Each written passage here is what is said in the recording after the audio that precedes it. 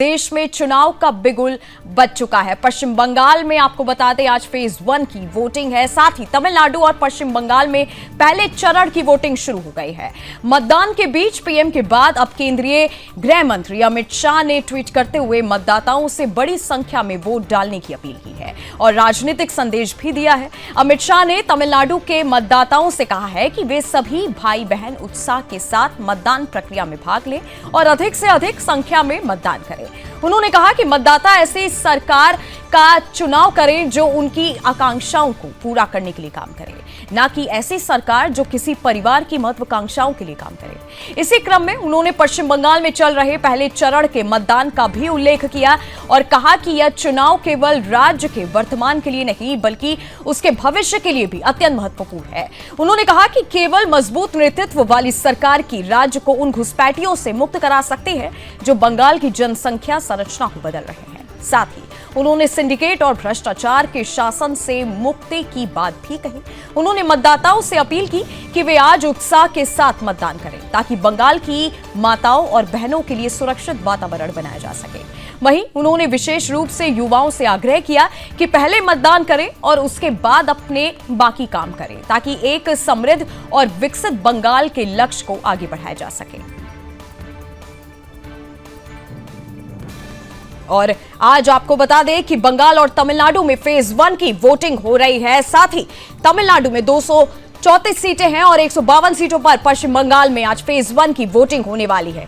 प्रधानमंत्री नरेंद्र मोदी ने पहले ट्वीट किया, उसके बाद गृह मंत्री अमित शाह का ट्वीट सामने आया जहां अमित शाह का कहना था कि बंगाल की माताएं और बहनें अपनी सुरक्षा के लिए वोट करें। और साथ ही आपको बता दें कि चुनाव से पहले ही कई पार्टियां चुनावी मैदान में उतरी और लोगों का भरोसा जीतने की हर एक ने कोशिश की। वहीं पश्चिम बंगाल में टीएमसी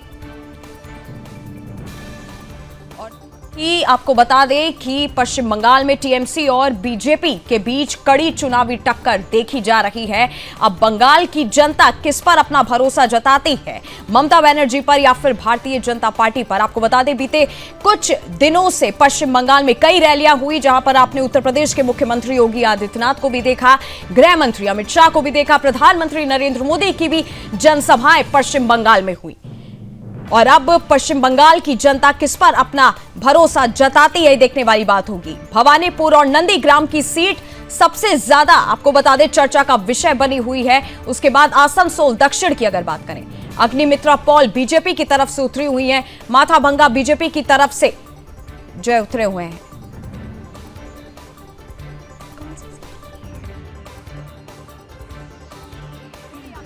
सामने हैं जहां के स्टैलिन भी सीएम एमके स्टैलिन भी जो है वोट डालने के लिए पहुंचे हुए हैं। तमिलनाडु में आपको बता दें आज तमिलनाडु में भी फर्स्ट फेज की वोटिंग है। एमके स्टैलिन ने अपना वोट डाल दिया है।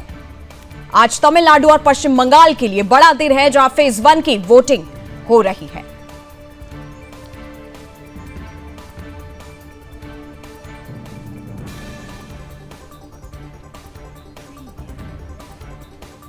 और इसी पर मेरे साथ पश्चिम बंगाल से ब्यूरो चीफ जुड़े हुए हैं संगीता झा।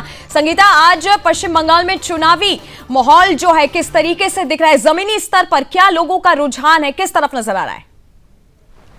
बिल्कुल नंदनी, मैं आपको बता दूं कि आज सुबह से ही ये देखा जा रहा है। लगभग देखिए वोटिंग की प्रक्रिया शुरू तो 7 बजे से होती है, लेकिन 5:30 बजे से ही जो मतदाता है वो बूथ तक पहुंच चुके हैं।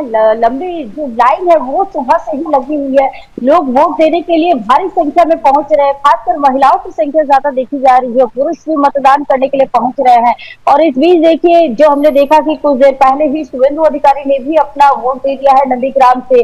वहीं एक और देखिए दिलीप घोष ने भी अपना वोट दे दिया है, अग्निमित्रा पॉल ने भी वोट दे दिया है। इस दौरान देखिए शुभेंदु अधिकारी ने कहा कि इस बार का जो मतदान है वो बिल्कुल हिंसा रहित मतदान हो रहा है और केंद्रीय बलों पर उन्हें पूरी तरह से भरोसा है कि इस बार का मतदान जो है वो पूरी तरह से भय मुक्त हो रहा है और किसी प्रकार की कोई हिंसा की खबर जैसे अभी तक नहीं आई है। वैसे ही पूरे दिन में कहीं से भी हिंसा की कोई खबर नहीं आएगी, क्योंकि जिस तरह से केंद्रीय बल तैनात है और चुनाव आयोग जिस तरह से सख्त है, इसका पूरा असर सुबह से ही देखने को मिल रहा है।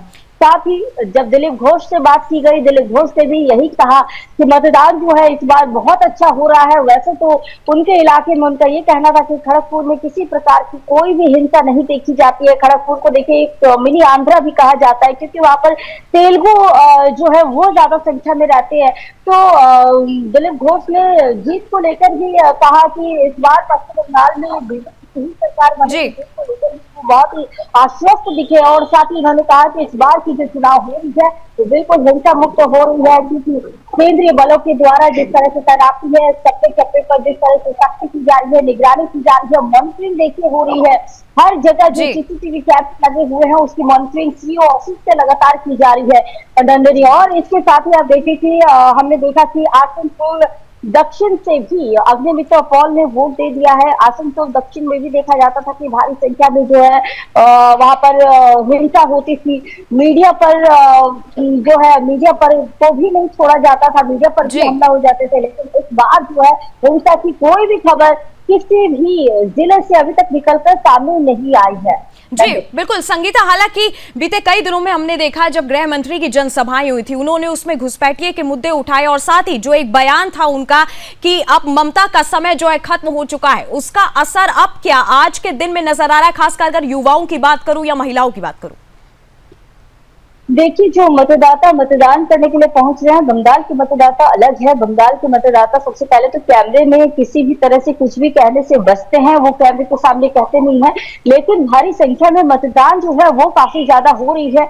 अब ये भारी संख्या में जो मतदान हो रही है, इसका फायदा क्या टीएमसी को मिलेगा, टीएमसी यानी कि ममता बनर्जी को मिलेगा, या फिर जो है इसका फायदा बीजेपी को मिलेगा, ये तो देखिए नंदनी आने वाला समय बताएगा। लेकिन जिस तरह से 152 सीटों पर ये चुनाव हो रहे हैं, इसमें कांटे की टक्कर है, क्योंकि कहीं ना कहीं ये कहा जा रहा है कि यही जो है दिशा तय करेगी किसी भी पार्टी के सत्ता में आने की। जी, अगर संवेदनशील इलाकों की संगीता बात करूं तो आज के दिन संवेदनशील इलाकों में क्या खास और सुरक्षा के इंतजाम किए गए?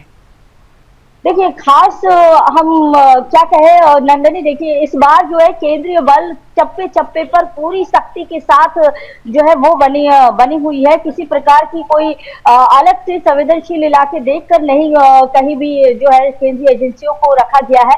हर जगह ही शक्ति पूरी तरह से रखी गई है। किसी प्रकार की कोई लापरवाही जो है वो इस बार नहीं की जा रही है और केंद्रीय बल चप्पे चप्पे पर तैनात है और साफ साफ शक्ति है। किसी प्रकार की कोई भी अगर छिटपुट घटना होगी तो उस पर तुरंत ही एक्शन लिया जाएगा।